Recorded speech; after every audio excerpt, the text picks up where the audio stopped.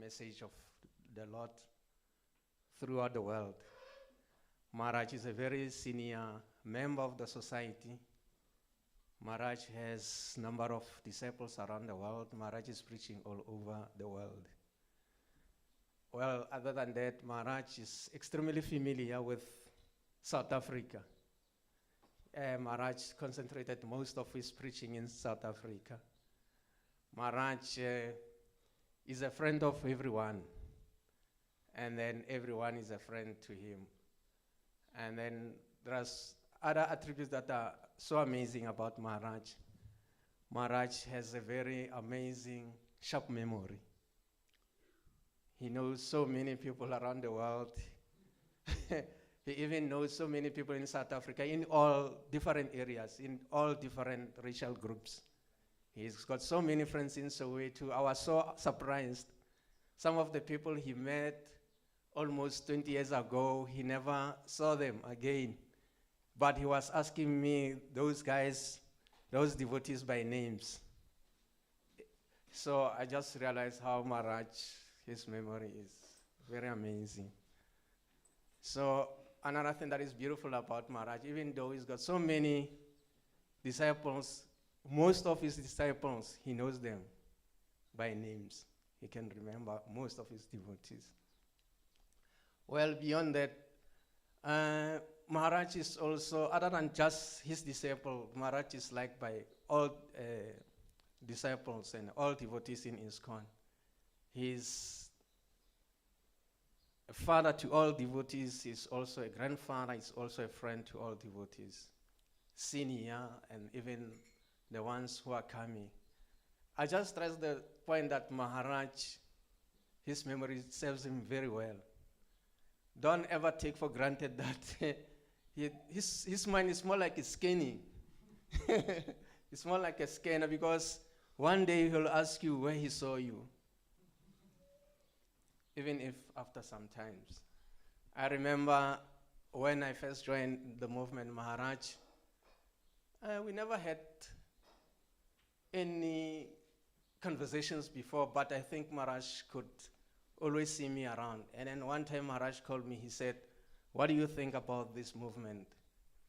I said, "It's a nice movement." And Maharaj asked me another question: "How long do you think you're gonna stick around here?" And I said to Maharaj, I'll always be around. But somehow that really inspired me a lot. It sort of solidified the decision that I took to be a devotee, being asked by such a exalted member of the society, or a senior member. Because I knew Maharaj before I could even see him. His name is always in the mind and the lips of so many devotees. And then, fortunately, I have been around most senior devotees, especially African devotees, and then they would always speak about Maharaj. Mahaprabhu in Soweto, he always said so many things about you before even I could meet you. So another person is Bhakti Narasingha Maharaj. He was so inspired by you a lot, because he said if it wasn't for you, he would have left the movement long time ago. Yeah, you just gave you a pill of strength for him. And then recently we just had the conversation with Mother Vrindavan. Where's Mother Vrindavan? And then she spoke about your humility. And then she related the story. She told me that when you were a temple president, your service was always minimal, cleaning toilets and so on. You always lead by example. So it's such a great honor to have such a leader in our society, a person who always leads by example. And then somebody who's really adored by everyone in the movement. And another thing that is beautiful about Maharaj is that Maharaj experienced everything that we experience here in South Africa. I mean, he has been also the victim of apartheid. When you were light and skinny and you make friends with African, they would call you names like Kafar Booty, Kafalava. So Maharaj has those experiences because it was difficult for them to preach to African societies. Hence, it just shows in the movement. We have less African devotees in the movement because of the preaching. It was delayed because of apartheid somehow. That's one of the reasons. So Maharaj knows everything about South Africa.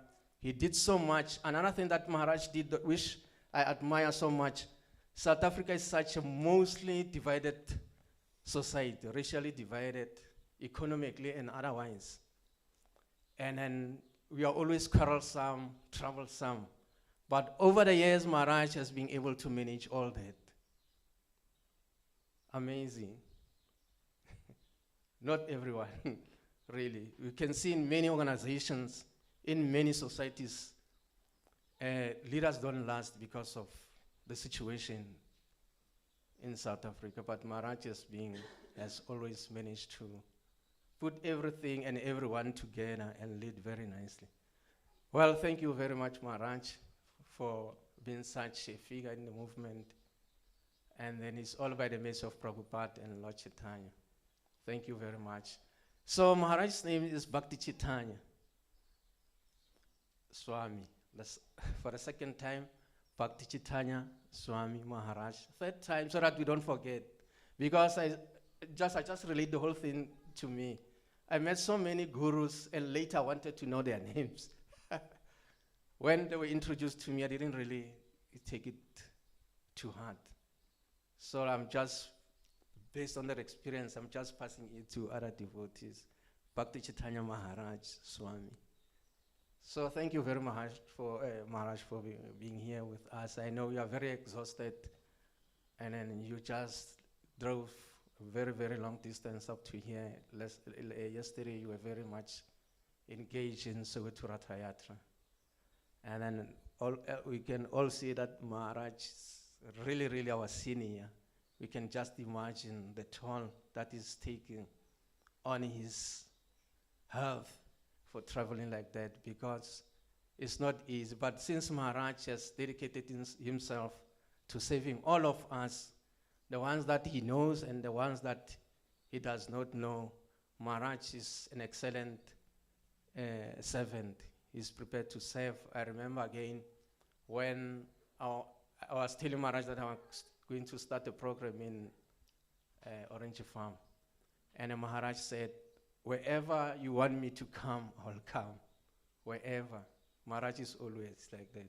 Wherever we want him, he will always come. Thank you again, Maharaj.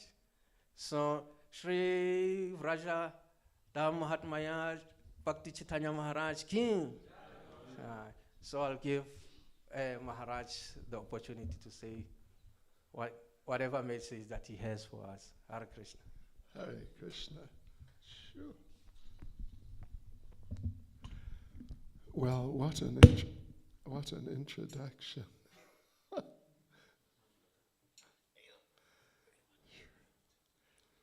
Anyway, I'm not exhausted. I'm okay.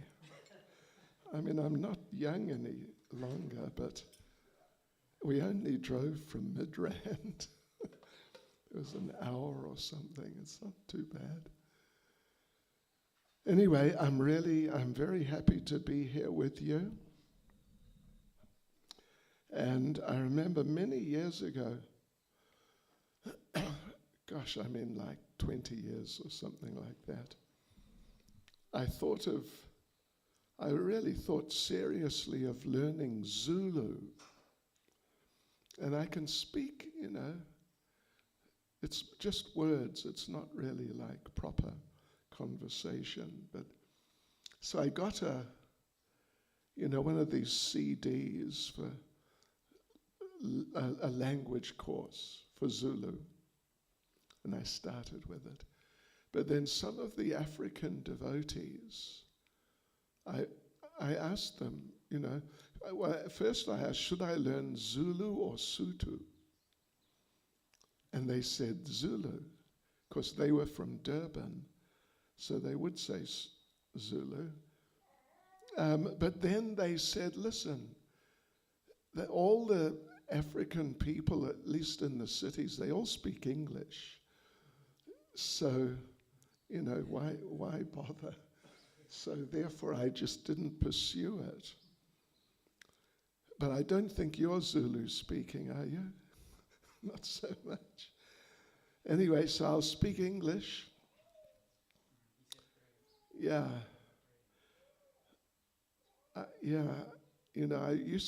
Before COVID, I used to go to Russia, of all places, to Russia.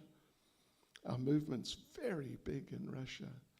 So I learned Russian. I can, if you want me to give a class in Russian, I'll do it. But I don't think it would be so useful. And some Hindi. I can converse. This is my Hindi teacher here from Ujjain. Okay, so here we go, everyone. Haribol. You're living around here, is it? I just came yesterday. Oh, from where? But this is home for me. Right. Yes. But where do you live these days? I was living near Midrand in Oliven. Oh, I see, okay. Yeah, but I'll be here. Now, okay, so if we sing Jai Radha Madhava, do you play the harmonium? Or, I can try. or is it difficult? I can try. As you like, because we got a mridanga player here. We got a couple of mridanga. He can play mridanga.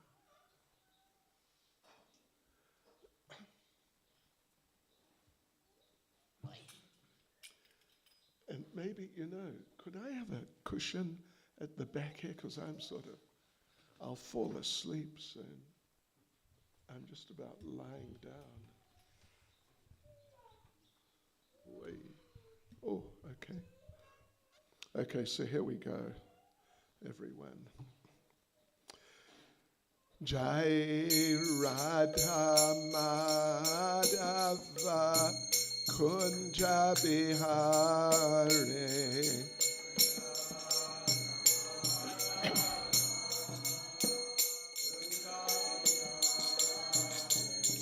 Jaya Radha Madhava Kunja Bihare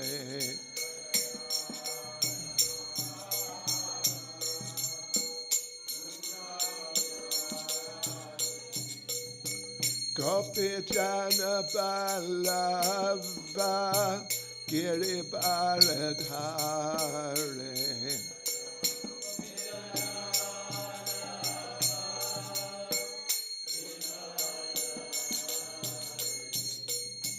Gopi Jana Balava Giri Bharadhare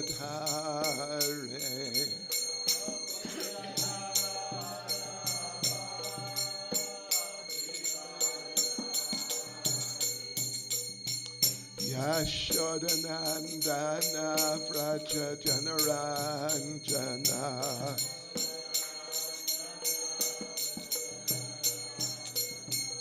Yashodanandana Vraja Janaranjana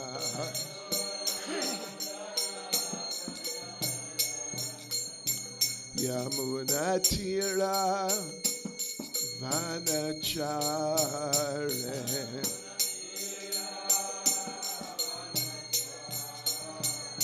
Yamunatira Vanachare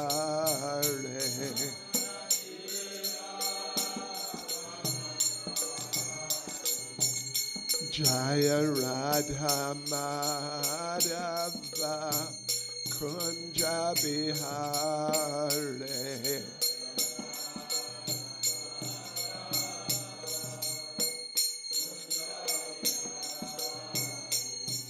Jaya Radha Madhava Kunja Bihare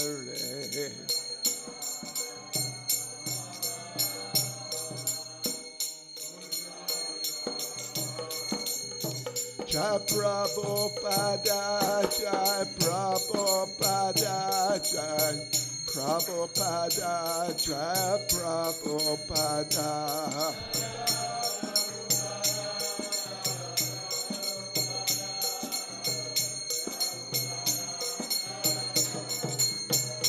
Jaya Prabhupada Jaya, Prabhupada Jaya, Prabhupada Jaya, Prabhupada.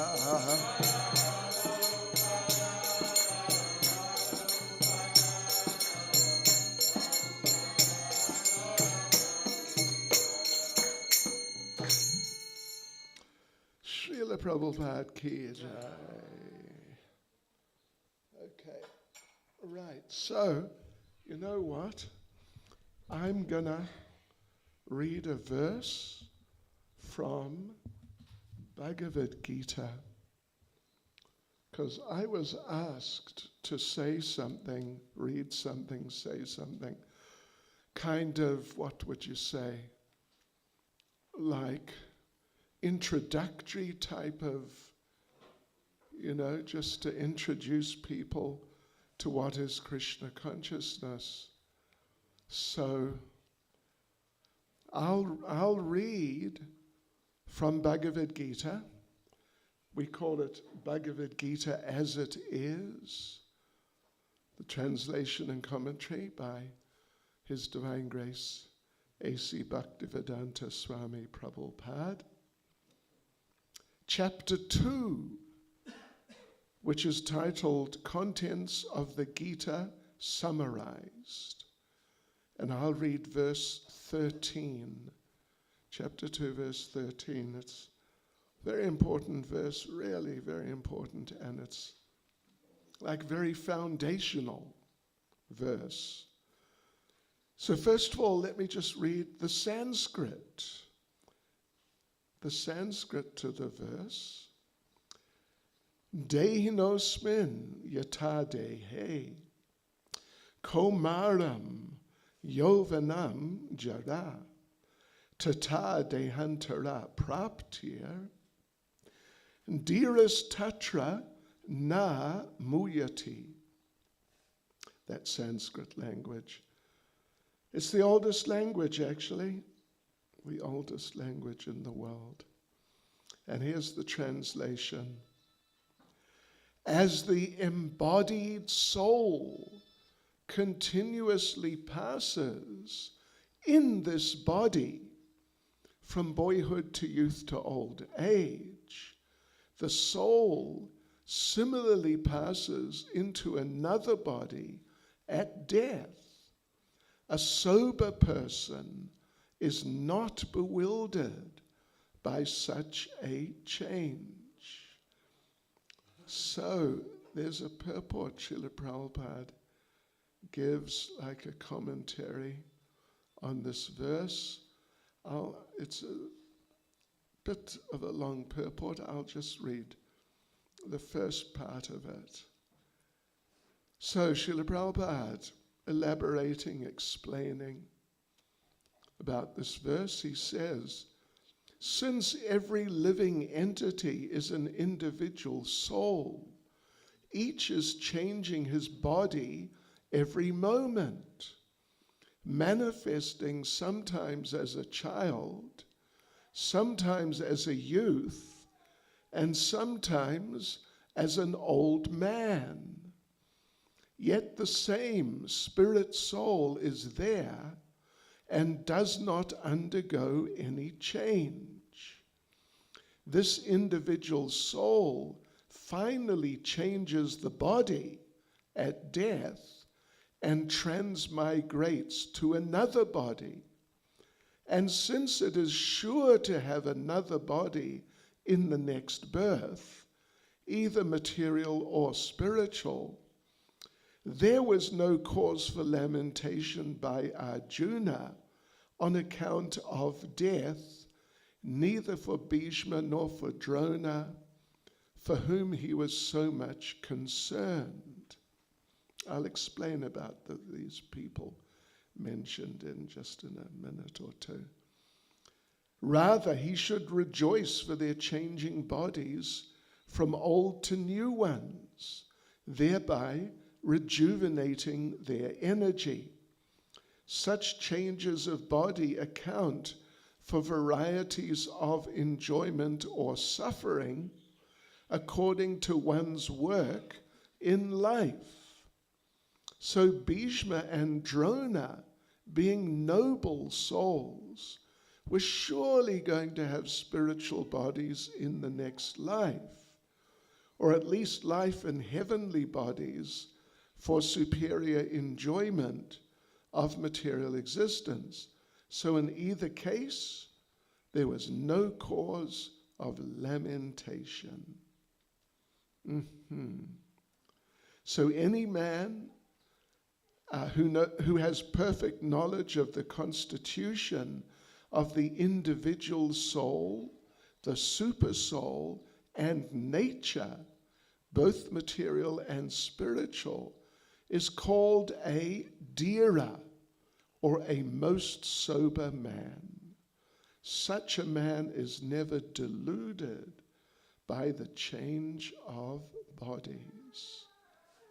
Okay, I'll just read the verse again, just for the context. Dehinosman yatade he komaram yovanam jara, tatade hantara praptir dhiras tatra na muyati. Dhiras tatra na muyati. If you remember just 1 minute ago, I was reading Prabhupada explaining about a dhira, means a sober person. So as the embodied soul continuously passes in this body from boyhood to youth to old age, the soul similarly passes into another body at death. A sober person is not bewildered by such a change. Okay, let me just chant a couple of prayers. Nama Om Vishnupadaya Krishna Prestaya Bhutale Shrimati Bhaktivedanta Swaminiti Namane Namaste Saraswati Deve Gauravani Pracharne Nirvishesha Shunyavadi Paschatya Shatarne Sri Krishna Chaitanya Prabhu Nityananda Sri Advaita Gadadha Shivas Adi Gaura Bhaktavrinda Hare Krishna, Krishna Krishna, Hare Hare, Hare Rama, Rama Rama, Hare Hare. Vanchakalpatarubhyas Kripa Sindhubhya Evacha Patitanam Pavanebhyo Vaishnavebhyo Namo Namaha. Right, yeah, and again, I'm really happy to be here with you. I'm really, really happy. Really happy. Yesterday we were in Soweto. We had a Rath Yatra, chariot festival, big festival.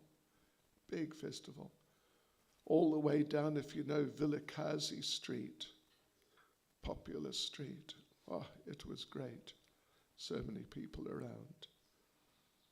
Yeah, and now we're here today in Hammanskraal.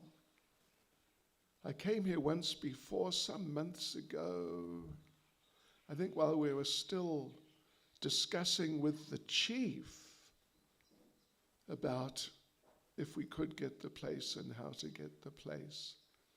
And I saw the place has got great potential. It's really very pleasant place, actually. Very pleasant. So, yes, so here we are. And this verse here that we're just focusing on, chapter 2, verse 13, it's very foundational in Bhagavad-Gita. Bhagavad-Gita is one of what's called the Vedic scriptures. Veda is the Sanskrit word for knowledge. So the Vedic scriptures, Krishna Das, Haribol, welcome. Vedic scriptures, they're vast collection of books of knowledge, not just one. Normally, there are different spiritual, religious traditions around, we all know that. Normally they just have one book. In Krishna consciousness, We got a whole library of books. I mean, really, just a whole big library. And Bhagavad-Gita is like the essence of the Vedic scriptures, the Vedic literatures. Bhagavad-Gita is like the essence, because in Bhagavad-Gita, Krishna, who's like the great authority in Vedic knowledge, he very briefly, he explores the main themes and the main practices that are there in the other Vedic scriptures.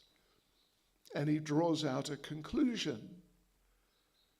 Yeah, what is the conclusion? What's the ultimate message of the Vedic literatures? What's the ultimate message of all spirituality, of all religion? So here, Krishna, great authority. Actually, he's accepted as being an incarnation of God. Krishna's explaining who we are and what we are, which is something which is not clear generally in other traditions. You know, just by looking at me, I'm sure you can understand that before I got into Krishna consciousness, I was brought up as a Christian, an Anglican in New Zealand. And I went to a private Anglican school, and every day there was a chapel. Every morning we'd go to chapel, and like 3 days a week we'd have Bible classes. And I remember there being one verse. It says, "What is the profit for a man?" The benefit. What's the profit for a person if they gain the whole world but lose their eternal soul? Have you heard that one before?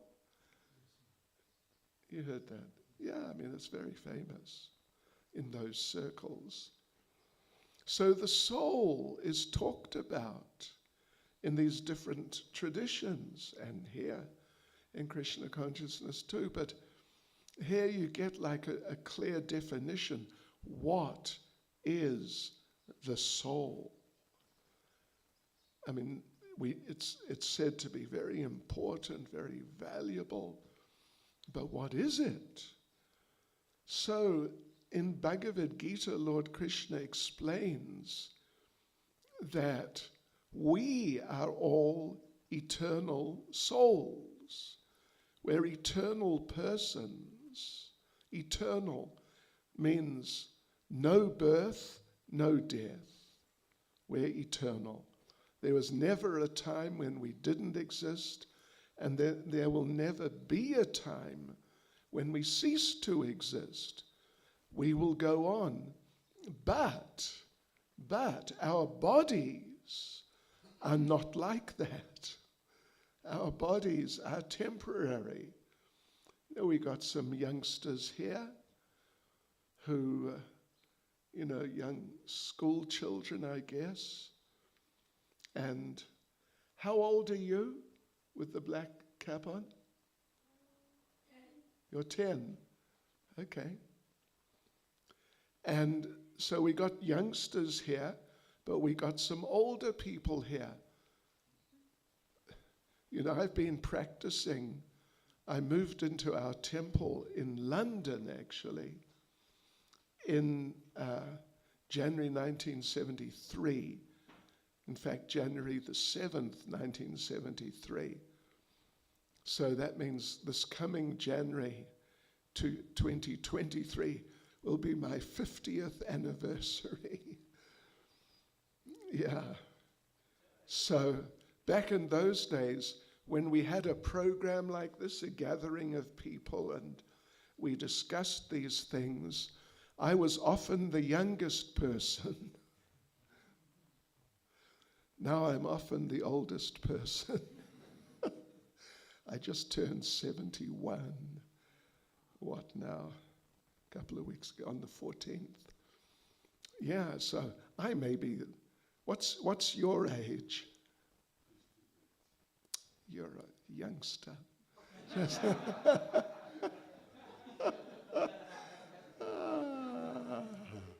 You're just a boy. Anyway, don't mind me. I make a joke sometimes. Yeah, but I'm 71. And therefore, as Krishna is explaining here, he's saying as the embodied soul, the soul within its body, passes through the stages that the body goes through, from childhood to youth, youth, teenage, early 20s, this is youth, to youth, and then Krishna says then into old age, but after youth, after your 20s, you reach 40. I think 40 is middle age, something like that. What's your age now? Yeah, 38. You're almost middle-aged. Yeah. And then Prabhupada, our spiritual master, Prabhupada, who's in the shrine here, he said that old age begins at 60.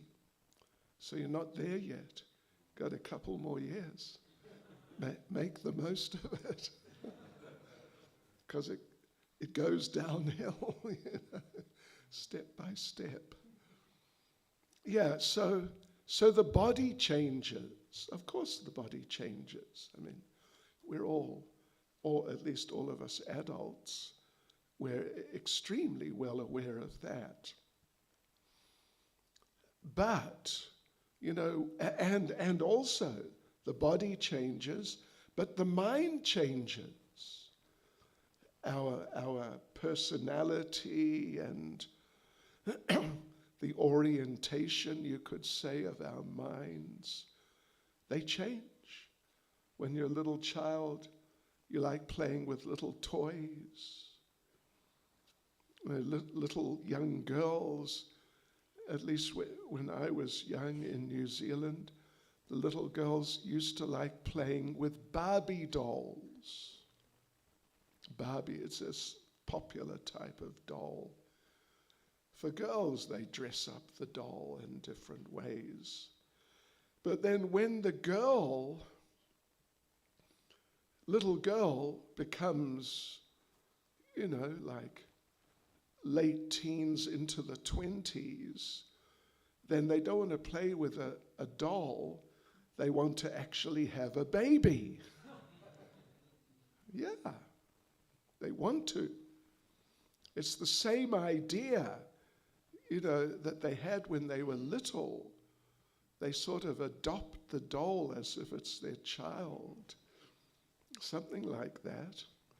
But then, when they're mature, physically mature, then they want to have an actual baby. And they usually do. Yeah, okay, so these changes of body, changes of mind, as you get older gradually, maturity, then middle age, then old age, then your state of mind changes, your perspectives on life, your perspectives on yourself, on other people. All these things change. Your desires change. So that's there. The physical body changes. Our mental, psychological condition changes. But here's the important point. Think about this. We still know that we are the same person. Even though my body has changed tremendously and my mind has changed so much, but I know I am the same person actually. So this is like, it's a bit subtle, but it gives us an idea that behind the person that we're known to be, that people accept us to be, in terms of the body, I'm a white man, an old white man, and I've got, a certain type of mentality. But behind that is an entity, and this body is sort of imposed on that entity, and the mind is imposed on that entity, who is like, well, I've used the term foundation, sort of the foundation of who we are and what we are. It gives a little idea that even though the body changes, the state of mind changes, but we remain the same person. We don't actually become, an actual different person. So that's what Krishna is saying here in defining and he goes on for a number of verses, from looking from different perspectives and explaining in different ways what is the soul and how to distinguish the soul from, the physical and conditioned mental person that everyone's interacting with. And it's really very interesting because you don't get it. You just don't get it. In other traditions, you just don't get it. And it's so extremely important. It's so extremely important that there in the Bible it says that if a person loses their soul, then even if they get the whole world, what to speak of becoming, some rich person in Joburg or Mr. Maponya in Soweto, if you know Mr. Maponya. Well, he died actually. But anyway, I think his sons now are running his big thing. They're multi-millionaires.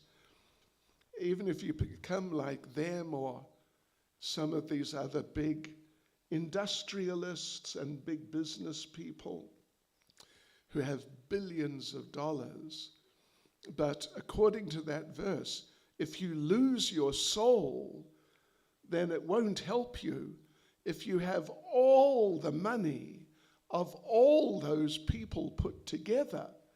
You're still a loser. That's quite something, isn't it? Even if you got all the money of every person in Hammanskraal, but you lose your soul, then you're a loser. You're in a big deficit, and you won't get out of it. So therefore, to understand the soul, to understand who we are, what we are, is a very important starting point when it comes to religion and spiritual life. It's a starting point that we're all eternal souls. And soul means the conscious person, the conscious being, living being, who is animating this body and giving consciousness, awareness to the brain, awareness and thinking power and intelligence to actually consider things and figure things out and understand things. Because when the body dies, the brain is still there. It's not that the brain leaves, the brain is still there. When the soul, the eternal, conscious, living soul, in Sanskrit we use the term Atma. I'm sure you've heard the term Atma, yeah. So when the soul leaves the body, then the body just flat on the ground. And while the soul, the conscious soul, was in the body, then if you just do a small thing like just, a little cut like with a razor blade, a little cut, and it's like, oh, and you're in pain. But when the soul has left the body, then you can hit the soul, with a sledgehammer. I mean, you can hit the body with a sledgehammer as hard as you can, and there'll be no reaction whatsoever. Not even like, ow. Nothing. Because there's no consciousness. There's no awareness there. It went.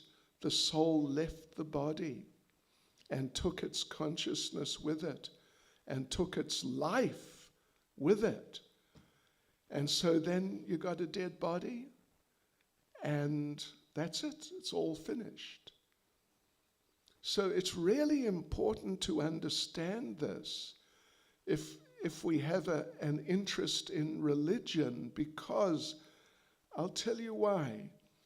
Generally, at least it's very common when people are sort of religious people and, they go to the church or they go to the mosque or the temple or some religious place of gathering, then generally, at least in many cases, when they go to such a meeting place, we were actually driving here, just driving along the road, and we saw a meeting. I think it was the Zionists, the Zion Church, They were meeting just by the side of the road, just outside. And I thought, gosh, it must be a bit warm, isn't it? So, but generally, at least so many of these people, you can say, they pray to God, give me something for my, regular life. Give me money, give me food, give me a good job, give me a better house, or, you know what I mean? So many people pray like that. In any religion, you can look anywhere in any tradition, and at least in many cases, this is the basic idea: how to live, how to get nice facilities from God in order for me to live better than I'm living now. That sort of thing. Even Prabhupada, when he first arrived in America, was 1965, and he started to develop our movement then, things really started picking up in 66. He went to do a program at a Christian seminary, like a training center for priests, young, university student age type people. And he raised the point that there's this famous Christian prayer. I'm sure you've all heard of it. Give us this day our daily bread. You heard of that one? Of course. So, it can be interpreted in different ways. But if you just take it literally, just, in a very simple and straightforward way, it's a request for bread. Yeah, because we need bread.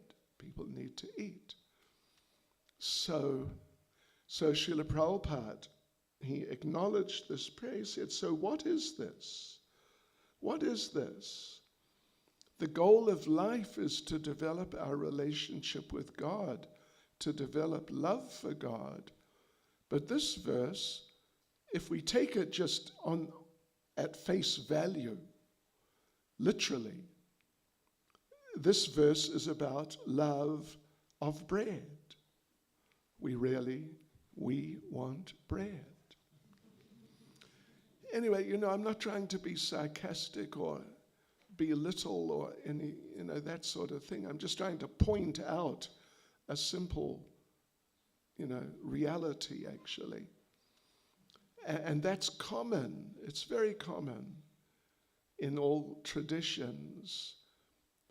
But when we understand that I'm actually an eternal person, and this body that I have, it's more just like a vehicle, like I'm sure many of us have come here today in vehicles of one sort or another.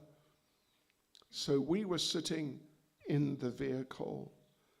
The driver was driving the vehicle, and we're going home later, probably maybe in the same vehicle or in some vehicle or other. Yeah, but there's a big difference between the driver of the vehicle and the actual vehicle. So what we're saying is that, you can make a little slogan out of it. We are not these bodies. We are not these bodies. We're eternal spiritual persons. And if we understand that, then when we pray to God, instead of praying to God for food or money or solving our problems in life, then we won't really see those things as being so important, but rather we'll see that I'm an eternal soul. This is not my home. This world is not my home, but I have a home in the kingdom of God. And there, in my eternal condition, as an eternal person, I live there eternally with a personal relationship with God. Yeah, then, there's a shift in terms of emphasis of what's important in our lives. Srila Prabhupada, he told a little story, gave a little example to illustrate the principle. It's the story of the bird in the cage. And the cage is, synonymous, represents the body, and the bird in the cage is the soul, the eternal person. So anyway, this little story, this one fellow, somehow or other, he gets this really nice cage. I mean, wow. It was just such a beautiful cage. It was, multi-story, air-conditioned. Did you ever see a bird cage which was air-conditioned? Anyway, it was air-conditioned. It had a lift. Anyway, I don't know, but it was a really fancy bird cage representing our bodies. But inside was a bird, right? So this fellow, he got this cage, and he was so impressed with his cage. He would invite people, come and look at the cage. And the people would come and say, wow, I never saw a cage like this. You got the best cage. But they didn't notice there's a bird inside it. So he stopped feeding the bird, and he just polished the cage and look after the cage and invite people to see the cage, until one day some person who came to see the cage said, yeah, you have a wonderful cage, but there's one problem. there's a dead bird inside. Because people, if we just look after our bodies, we go to the gym. It's a bit late for me to go to the gym, at this age, but you go to the gym and you make yourself all fit and strong physically. Yeah. And we give attention to the state of our body and even the state of our mind by cultivating positive attitudes or something like that.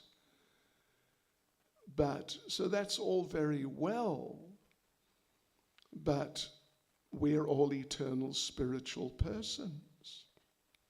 What are we doing to help ourselves?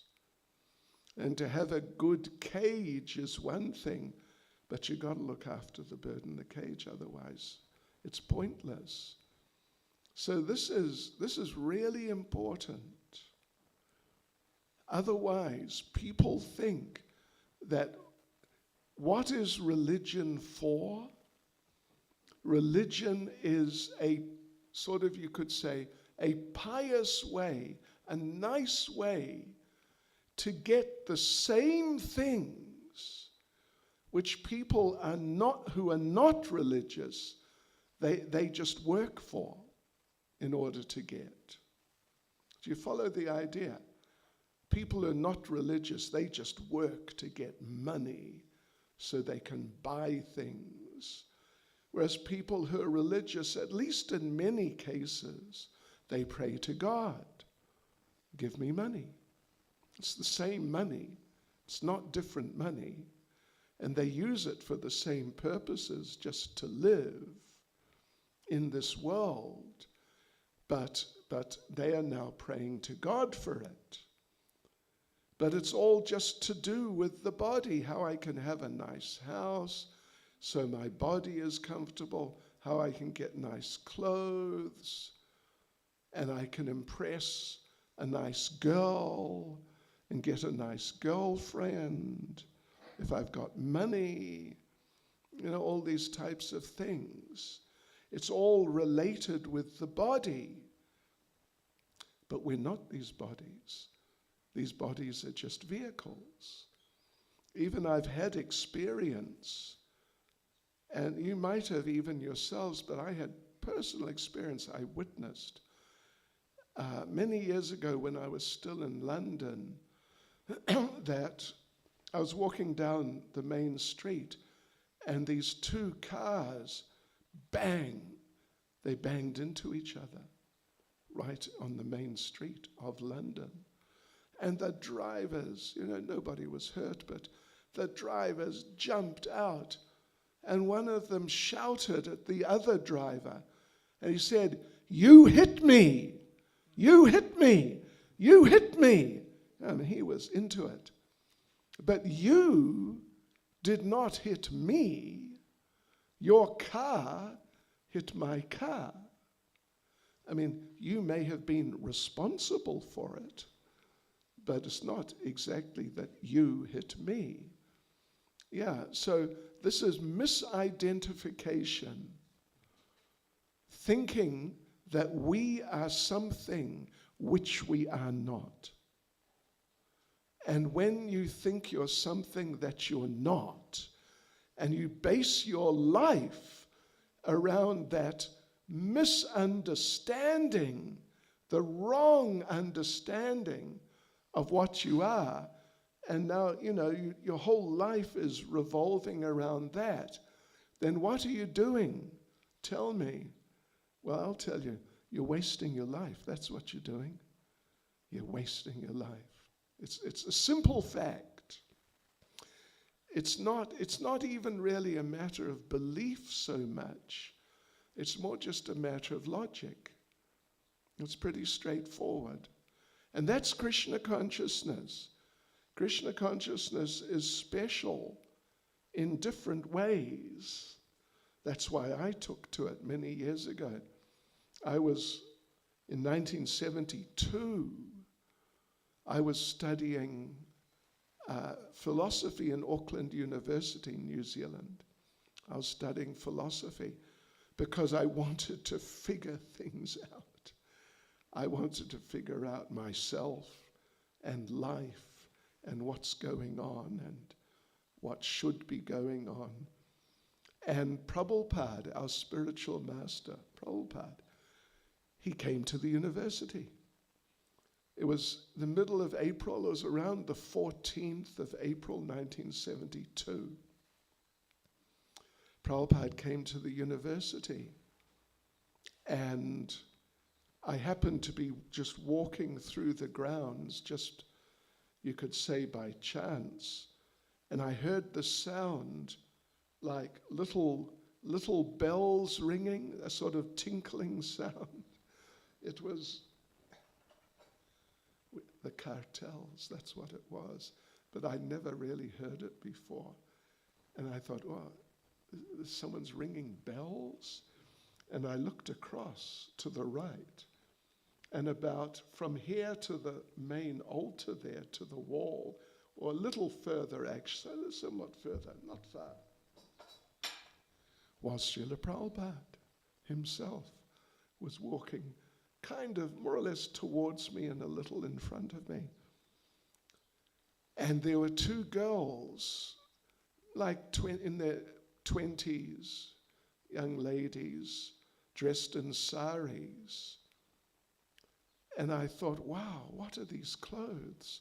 And I thought, are they from ancient Greece? That's actually what I thought, because I wasn't really familiar with saris. And they were one on either side of Prabhupada like this, and they were dancing very gracefully and gently. It was really nice. And they had bowls of rose petals, each one, and they were throwing the rose petals in front of Prabhupada's feet and moving along as he was moving forward. And I saw this, I'd never seen anything like it before. And this thought just popped into my mind. This must be like heaven, because it was just so beautiful. It was just amazing. And then so Prabhupada walked up, he sort of walked a little past in front of me and into the grounds, just a little, like 50 meters. And there was a stage, just a very small stage there. And he and the devotees with him, young people, there's probably 6, 7, 8 of them or something. They all sat on this little stage. And Prabhupada sang, and then Prabhupada started speaking. And he was presenting more or less what I've been presenting to all of you today. Definitely, basically the same idea. And like I said, I was a student of philosophy, and I was into it. I was really into different philosophies of different philosophers, and it was my specialty. And so I'm listening to him, and then I understood, he's talking about God. So it's like something to do with religion. Okay. But then I was listening, and I understood. He's not just telling me to believe this and believe that and that sort of idea. But it was philosophy. It was, argument. This is the point, and here's the explanation of the point, if you follow what I mean. And not just, believe in this, believe in that, and you won't know if it's really true until you die. And then if it wasn't true, well, then it's too late. It wasn't like that. It was very different, very philosophical. So I immediately related to it. And I appreciated, this is something better than what I've experienced. Because particularly when I was at school, we had the Bible classes maybe 3 days a week for 12 years. 12 years I was in school. And I used to argue with the priest. I was the most unpopular student because I always challenged him. And he got really frustrated with me, poor fellow. Yeah, because I wasn't really satisfied. It didn't really make sense, like good sense, clear sense.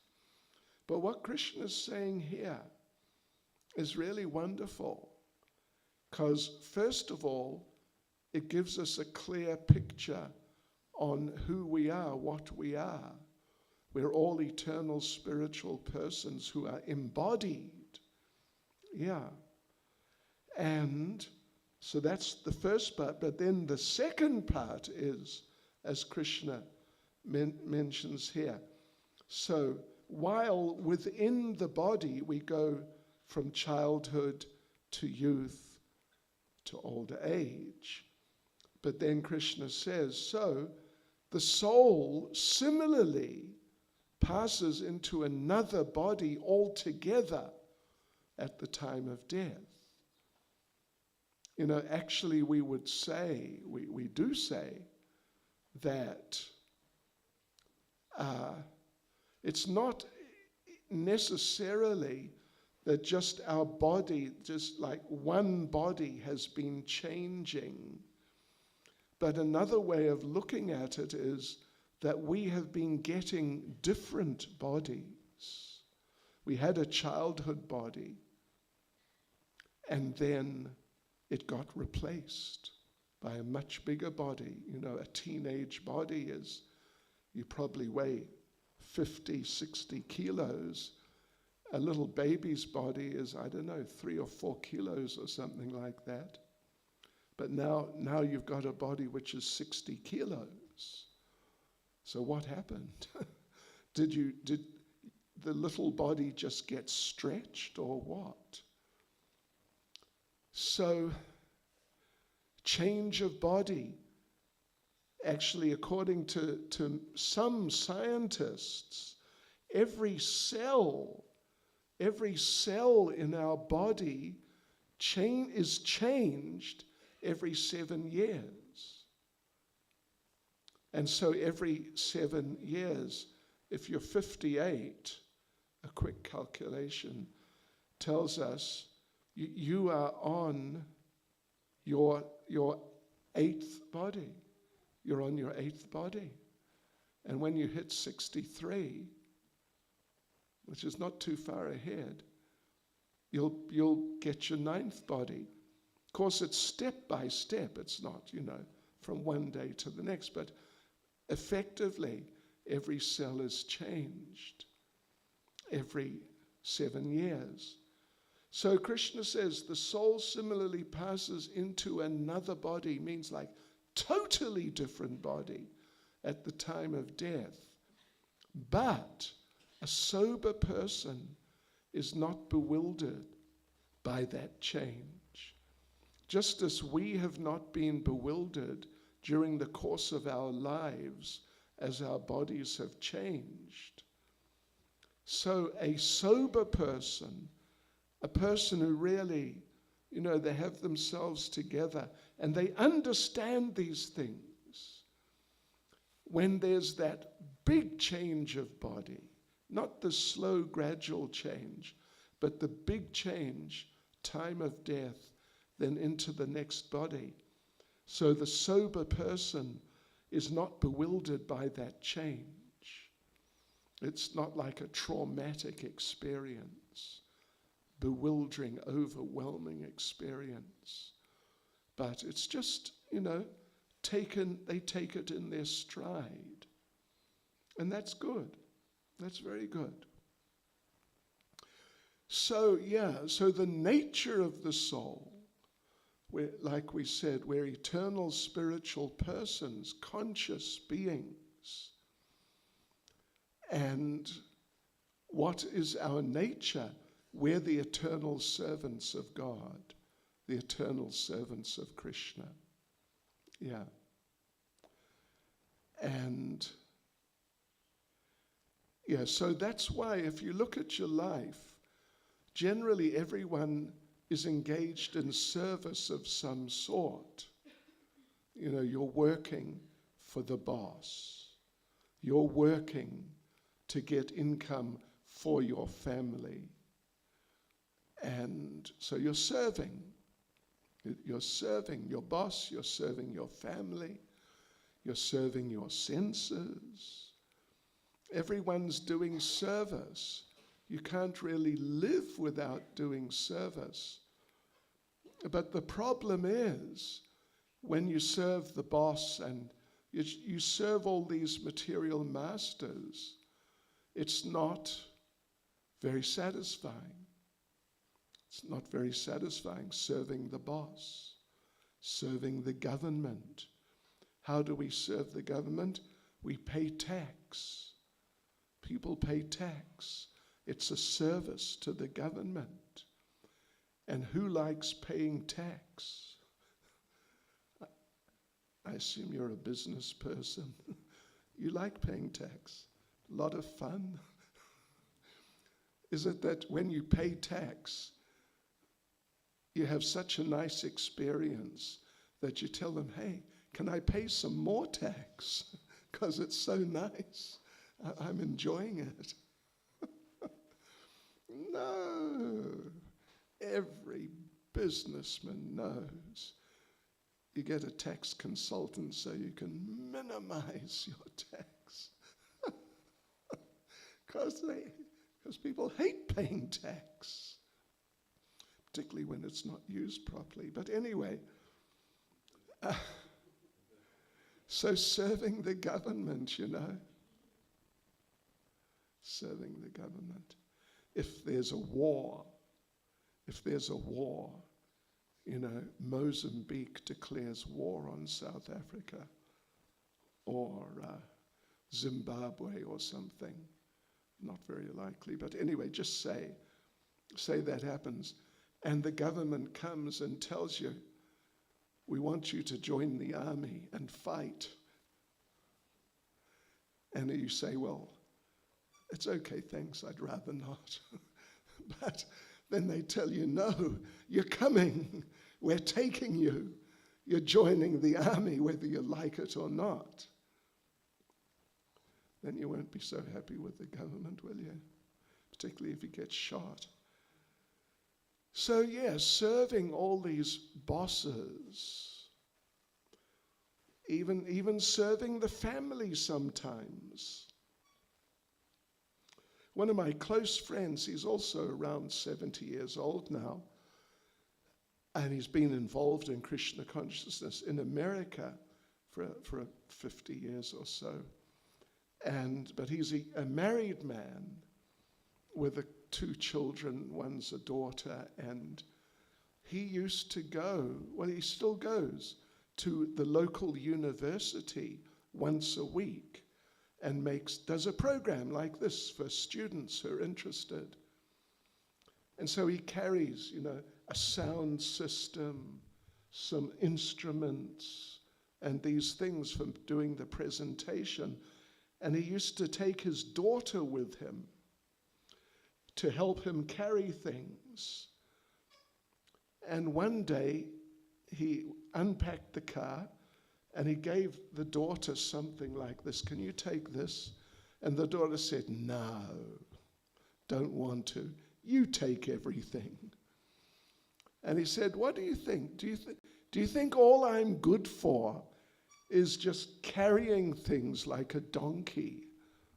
And she said, no, you're good for other things too. You're good for getting money from.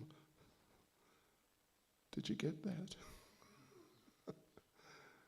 That's what his daughter told him. You're good for getting money from. So sometimes even serving the family's not so nice. And even, you know, sometimes the family members die, and that's not nice. So, but when we serve Krishna, when we serve God, then Even you do something which normally wouldn't be very exciting, but it's really nice because you're connecting. You're connecting with Krishna, with God. Just like Jai Nitai earlier, he was saying that, talking about cleaning the bathroom. Do you remember that? He mentioned something about that. Right. I remember when I first visited the Hare Krishna temple in London. It was right at the end of 1972. And I went and I spent the day there, like several hours. And at one point, they asked me, they said, you know, you got a little time. Could you help out? Could you do something to help? So I said, yeah, okay. And they asked me, would you believe, to clean the toilets on my first day as a guest, as a visitor. And I thought, gosh, is this how you treat your visitors? But anyway, you know, I was an easygoing guy. I'm still an easygoing guy. So I said, okay. So I did it. And within just a couple of minutes, I'd say 2 minutes, 3 minutes, cleaning the toilets, I was feeling really good. And you might think I'm joking, but I'm not actually. In my mind, I had made a decision. I was 21. I had made a decision that I had retired. I'm not joking. I'm telling you the truth. Yeah, I had decided I don't want to work again. I had worked. I was a journalist. I worked on a couple of different newspapers in New Zealand. But I decided, you know, I don't like working. So I retired at the age of 21, sort of. So there I was cleaning the toilets. And I thought, yeah, I've decided not to work again. But this working for Krishna, this is really nice. I like it. Cleaning the toilets, hey, it's great. Because it's spiritual. We get a real connection with God through service. And we feel the connection. Even, you know, it was like practically my first day with any real involvement, at least, in Krishna consciousness. So therefore, my friends, devotees and friends, my advice to you, it's advice, it's not an order, it's advice, is that get into Krishna consciousness, get into practicing it, doing it, get into it. And you'll find if you do get into it and you sort of give yourself to it, and like get absorbed in it, then you'll find very quickly the experience is really nice. It's really extremely nice. And that's really good. And even better, it gets better as you go on. It just gets better. Yeah. So please do that. Okay, now I think I've gone on for long enough now. Haven't put anyone to sleep yet. Not quite, no. So, you know, before I came here, oh no, we got one.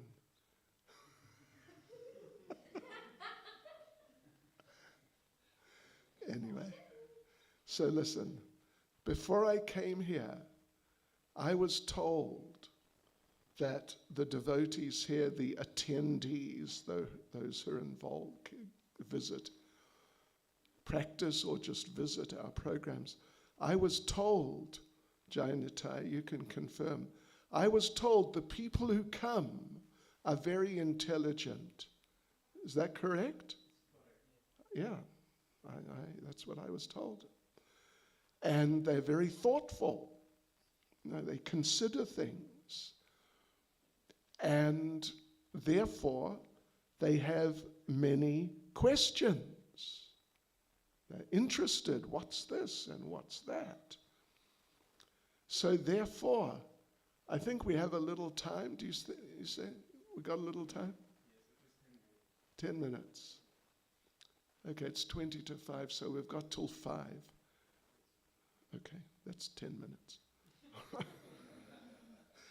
Spiritual time. Anyone got a question, comment, any point they'd like to raise?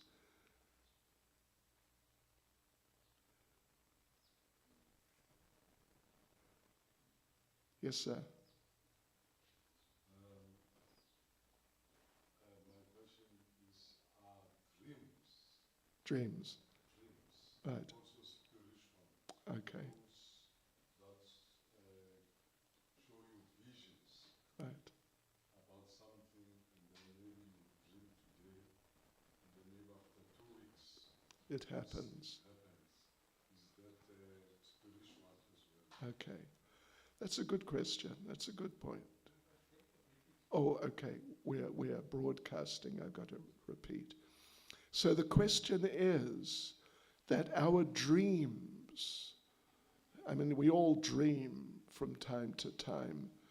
So sometimes, not every time, but sometimes we have a dream, and then in the future, a little way, our friend, our devotee, he says maybe after a couple of weeks, what you dreamt of before, it happens. So the question is, are dreams spiritual? You know, we would generally say they're not exactly spiritual as such, but they are more, we would classify them as subtle mental types of experiences.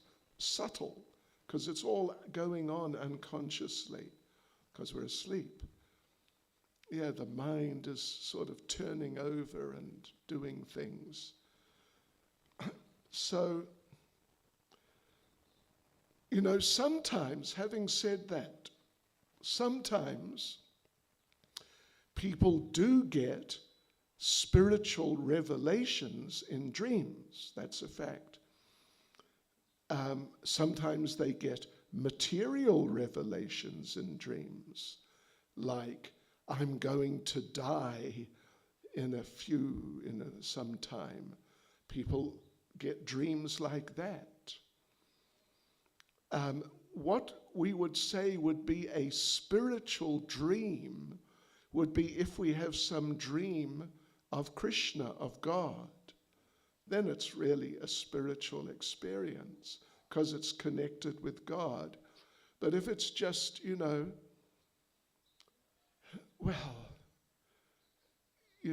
like a nightmare,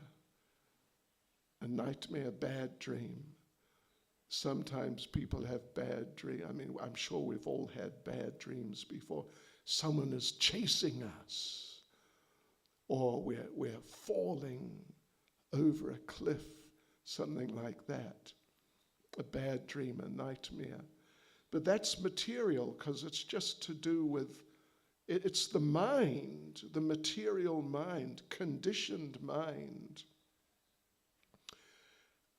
Just considering just something from our previous experiences which have kind of been imprinted in our minds, but now when we're sleeping, it comes back into our consciousness. Yeah. Prabhupada gave the example that you may, someday, you may hear about gold, or you may see some gold, and it makes a real impression. Wow, look at this gold. And then later, some other time, you see a mountain, and you think, wow, look at the mountain, and you're really impressed. It makes an impression on you. So in the future, You may dream of a golden mountain. It's just sort of haphazardly these things are being thrown together. They're not really connected. They're just impressions made in our psychological system, but they're just coming up almost spontaneously in the course of our sleeping. But that's material, because we're just dreaming about some material experience like that. I know you might not be familiar. Have you ever heard of a very famous artist who died, I think in the 1950s or maybe 60s, a very famous Salvador Dali. Did you ever hear of Salvador Dali? Yeah, anyway, he was a very famous European artist. And he would paint paintings sort of like of bad dreams. A person is walking in the painting, someone's walking, they got a big hole through them, like a big hole, a really big hole. And, just like these weird combinations of ideas which don't really fit in together.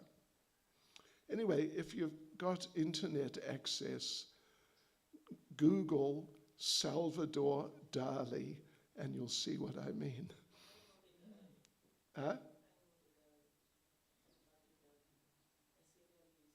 You know of Salvador Dali? You've seen his pictures? Yeah, right. It's all sort of, kind of bizarre, strange, weird. Yeah. So dreams, it depends on the dream. If it's really to do with God, if it's to do with Krishna, then sure, it's spiritual. But if it's just your mind, impressions, mental impressions from your experiences before just coming up to the surface again, then it's just the material mind. Is that okay? Yeah? Subsequent to that, in one of the scriptures that we read on Bhagavad-Gita, I don't recall the term of the scripture, but it was alleged that as you chant Bhakti Yoga, you become aloof. Aloof. Or abode, something like that. And then the ultimate goal, you will end up seeing, the personality of Godhead face to face. Okay. So is it in the body to see him face to face, or maybe in a dream, or how? Okay. That's a really extremely good question. So our devotee friend here is saying that in a previous class here he heard from Bhagavad-Gita it was said that if we practice bhakti yoga, chanting and like this, then in due course, after some time, then we will see God, right? And the question is, how are we going to see? In what way are we going to see? As in a dream, or as we see each other here right now today? No, it means, it can also be in a dream, but basically what is being talked about there is meeting him face to face. Yeah, not in a sort of, a dream state where you're not really in proper consciousness, because sleep means you're unconscious, basically. Yeah, but you'll actually meet him face to face. And in fact, in one other of our scriptures, Srimad Bhagavatam, it talks about the person who is the creator of this universe, or like the engineer, you could say, the one who puts it together, like the engineer. His name is Lord Brahma. So Brahma, he was doing what you're saying, practicing bhakti yoga, practicing Krishna consciousness, chanting, and he came to the perfect stage. And then he turned around one day and Krishna walked up to him and shook his hand. Yeah, walked up and shook his hand. So in other words, we're talking about a very real, objective experience. Yeah, not something, sort of way out and strange or unusual. Yeah. So, I can tell from what you're saying, you are involved already. Keep going. You're making progress. Yeah, keep going. You're moving in the right direction. Some determination is required. Some patience is required. But it's a fact that by practicing, by chanting Hare Krishna, you do become aloof. You used the word aloof at one point there. So yeah, you become aloof. You gradually become more detached from, worldly things, which most people are just, they're very, very interested in, but you just sort of start losing interest in them because you actually gradually come to see more clearly, step by step, that this is not so worthwhile.